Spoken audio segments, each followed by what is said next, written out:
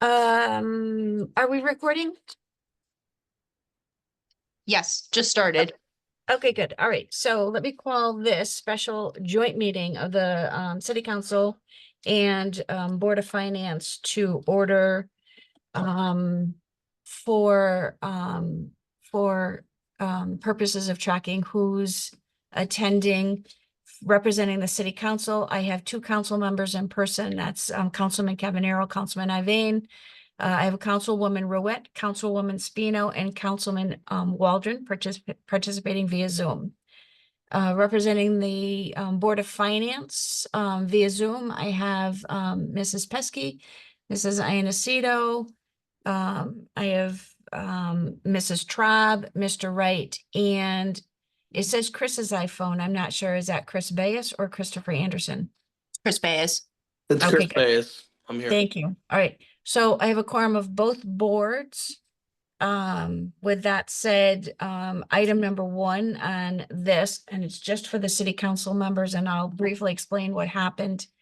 On Monday evening, there was a presentation by our economic development director on the MRDA. And we took a vote after the public hearing portion. We took a vote to approve or exercise our right to opt into the MRDA agreement. We learned after communicating with the director of MRDA that it was actually a resolution that needed to be adopted. So for purposes of cleaning that up and presenting to MRDA what they actually need, by the council, will entertain a motion to adopt resolution number 143-262, authorizing the mayor to opt in to membership in the Connecticut Municipal Redevelopment Authority as a member municipality. Do I have that motion? So moved. Thank you, Councilman Iveyne. Second. And Councilman Cavanero. Yes, when you're in person, you get the you get the nods. So motion is made and seconded. Are there any questions? Further clarification? Anything? Hearing none, I'll call this motion. All in favor? Aye. Aye. Any opposed? Any abstentions?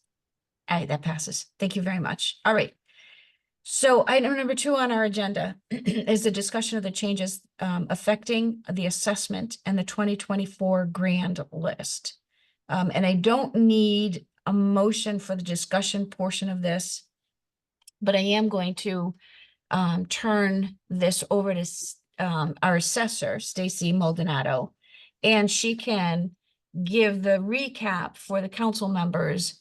And this is the first time for the Board of Finance members, so the recap probably should have a little more meat on the bones. Thank you, Mayor. So Monday night, I brought before council House Bill 7067. House Bill 7067 has 4 parts. The first part being the transfer of ownership on bankrupt hospitals. The second portion of it affecting the assessment of motor vehicles for the current grand list, the 24 that was just signed. It also affects the veterans who have permanent and total disability, again, for this grand list, the 24 grand list just signed. And then the final part of that is some funding for special education. Of course, the major concern that I was bringing to council was the adoption, the ability for a local option to be adopted for changing the depreciation scale for motor vehicle. This year is the first year that a depreciation scale is used in valuing motor vehicle.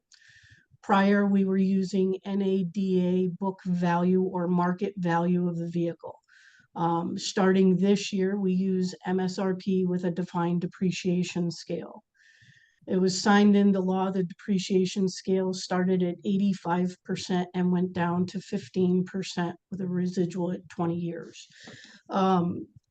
The new bill allows the municipality to adopt a depreciation scale that starts at 90% and goes down to a residual of 20, again, still at that 20 years. So you're upping the value of the vehicle or lessening the depreciation by 5% each year. If it is adopted, we can bring back to the current grand list approximately $10 million onto the motor vehicle grand list. So I think it's pertinent, that it's brought before us this year and not waited until next year. Being a reval year, of course, we've reset all of the real estate values. And I would hate for, this change in valuation to shift some of the 15% loss that we saw in this grand list onto that real estate now that we've just revalued. So I think it's, very important that we look at this very seriously for all the taxpayers and not have a shift onto our real estate and have this, a burden across all different types of our grand list, being the motor vehicle, the personal property, the real estate. Let's not shift all of the burden onto our homeowners. Thank you, Stacy. So I'm going to open the floor for questions. I know that the city council members had an opportunity to present some of their questions. I don't know if you want to, revisit some of the discussion that we had, or if the Board of Finance just wants to jump in and start asking the questions they have.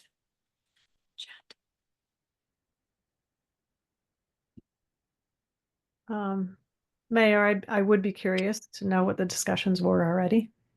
Okay, all right. So most of the discussion was pertinent to, how will this impact the taxpayers if we adopt the 90% depreciation? It's going to result in a slighter less diminishment of the taxes, the grand list for motor vehicle owners. And the concern was, are motor vehicle owners going to see an increase in their taxes? And the discussion was, even if we opt in for the 90% depreciation, that the vast majority of motor vehicle owners will see a reduction in their taxes. So if we leave it alone and it's at 85%, which is what this, state legislature adopted last year, the vast majority of our motor vehicle owners are going to see a reduction in the taxes that they pay. If we adopt the 90% depreciation, there is still going to be a reduction in the taxes that are paid by the vast majority of those motor vehicle owners. And either way, if we leave it at the 85% or we adopt the 90%, we know that when you lose the tax revenue on 15% of your motor vehicles, that tax burden shifts to the property owners. That's commercial property, that's real estate, and that's even personal property. So that was the most of the dialogue. And I think Councilwoman Ruette was, mostly interested in knowing, what does the budget subcommittee or what does the Board of Finance think about adopting or opting into this different way of taxing our motor vehicle. Mayor, if I may, Please. since you brought me up and I was the agitator that night. I wouldn't say agitator. You are the process.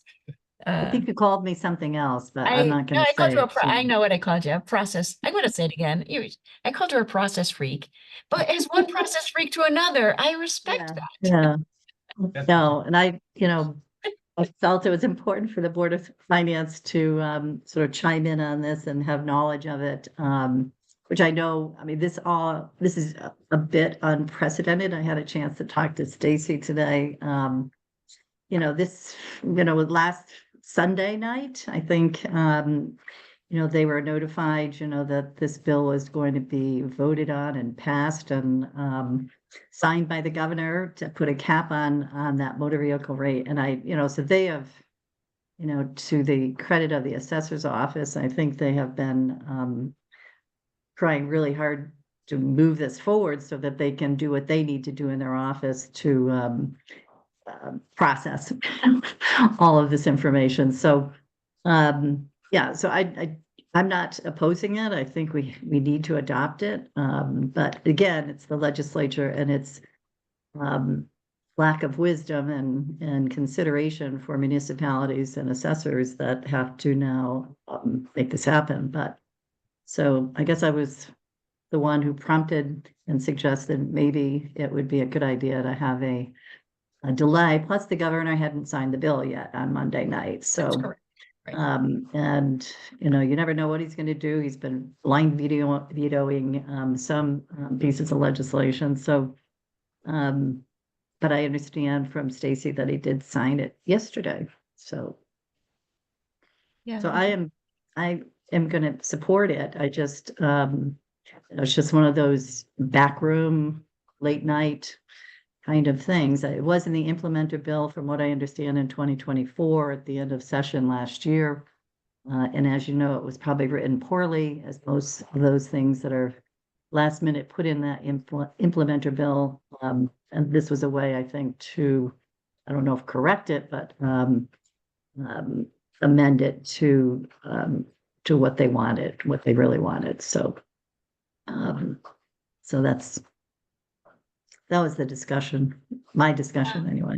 Yeah, no, and again, I think that, when we talk about these decisions that are being made by the legislature in an implementer bill, and for anybody that ever follows legislation and they see that implementer bill that drops at midnight, the night before the last day of session, and it is 700 pages, it's practically impossible to afford legislators an opportunity to reach back into their municipalities to say, how will this impact you? So this decision was passed.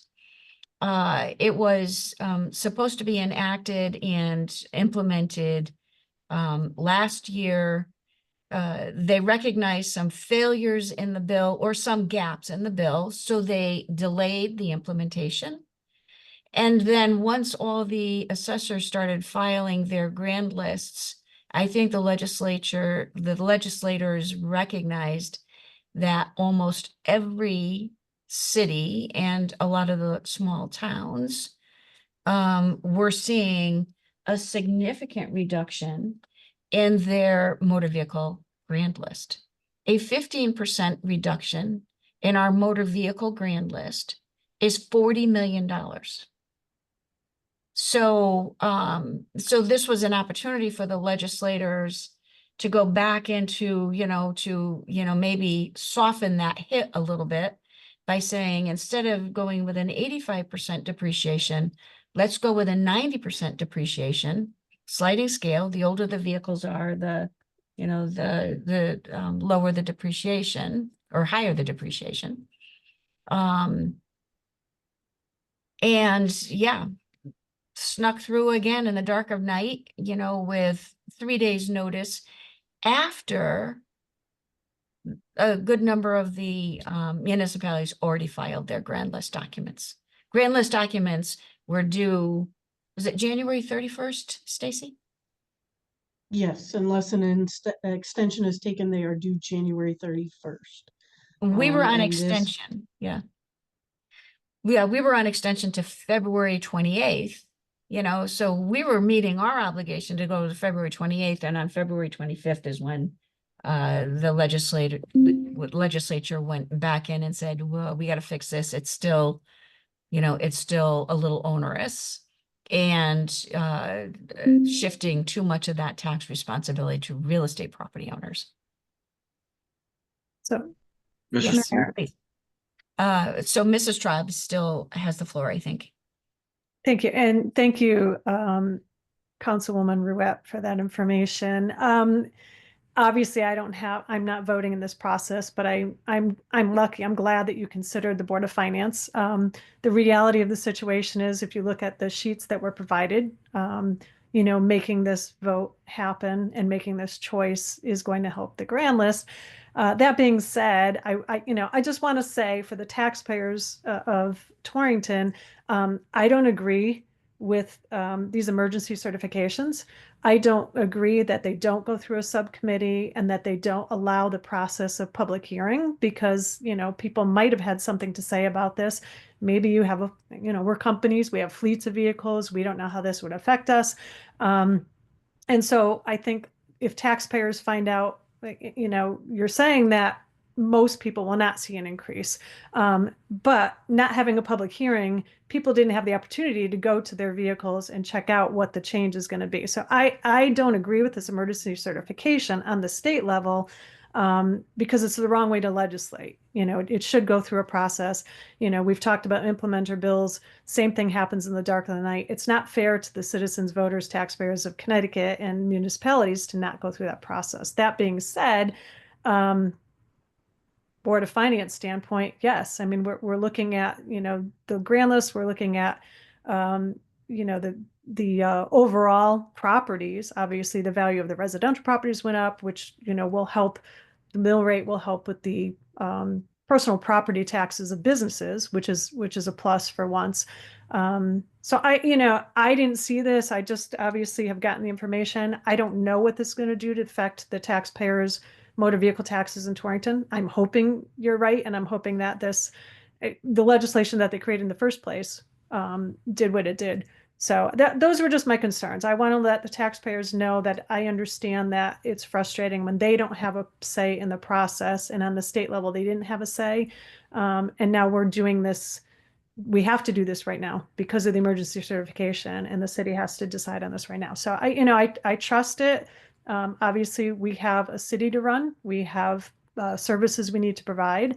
Therefore, we have to have the revenue to do so. Anywhere we lose that revenue, we're either cutting expenses or we're looking for revenue elsewhere. So, I will adhere to the city council to decide what they're going to do. Thank you, Mrs. Straub. Was it Mr. Wright? Somebody I thought had a question? That was me. I was just curious as to businesses or commercials that do have fleets, if there's going to be an extra burden on them. Is it shifting to them somehow versus the residential? Do we have any sense of that?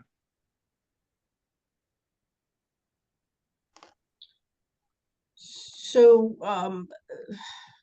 the legislation that was put in and the new valuation system for the 24 with the 85% depreciation doesn't shift anything anymore to commercial accounts. It keeps everything at a same level playing field for everyone that owns a motor vehicle. The only thing that we're allowed to adopt here is that 5% change. Is there a change from 23 to 24? There is, and it's because of the new valuation system. But overall, it is a drop for these fleets. Thank you. And that's such a good question. When I think about those businesses that do have a fleet of vehicles, it is that sliding scale. I know the scale was part of your packet. When you get into, a vehicle that's 3 and 4 and 5 years old, it drops 5% each year. So for every year that vehicle is aged, there's a lower depreciation factor that's calculated. I'm inclined to think that it may not have a significant impact on those, but it depends also on how old those vehicles are. I think when you buy a large dump truck, it's not like you're replacing it every 5 years. Those are probably vehicles, that have a different lifespan, and it's probably measured on hours of use versus, miles that are clocked on an odometer. But I do think that maybe those businesses will reap the benefit of a lower depreciation. Any other questions? or I think comments? also in the long run, I think this is better for businesses because they can anticipate the value. They are very accustomed to depreciation scales. And this is going to be very similar to how they report it to the IRS and with their depreciation there as well.